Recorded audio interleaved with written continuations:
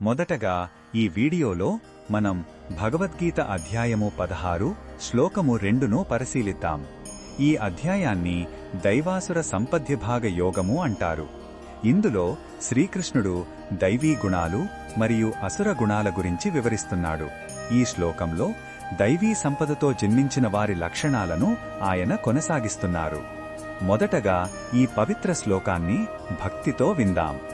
అహింసా సత్యమక్రోధస్త్యాగః శాంతిరపైషుణం దయాభూతేష్వలోలుప్త్వం మార్దవం హ్రీరచాపలం.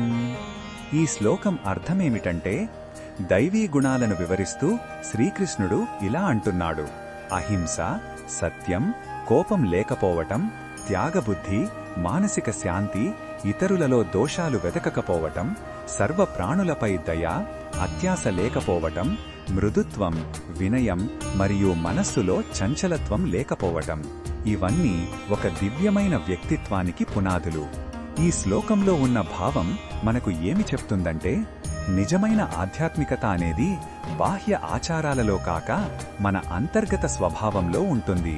ఈ గుణాలన్నీ మనస్సు యొక్క స్వచ్ఛతను సూచిస్తాయి.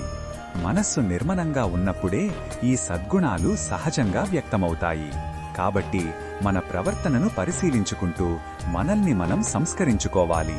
ఈ బోధనను మన దైనందిన జీవితంలో ఎలా ఉపయోగించుకోవచ్చంటే, ఇతరులతో మాట్లాడేటప్పుడు ప్రేమగా మాట్లాడటం, పనిలో నిజాయితీగా ఉండటం, చిన్న విషయాలకు కోపగించుకోకుండా సహనంగా ఉండటం అలవాటు చేసుకోవాలి.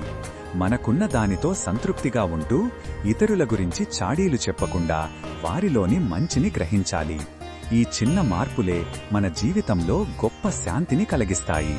మరిన్ని భగవద్గీత శ్లోకాల అర్థాన్ని తెలుసుకోవాలంటే మా తదుపరి వీడియోలను తప్పకుండా చూడండి.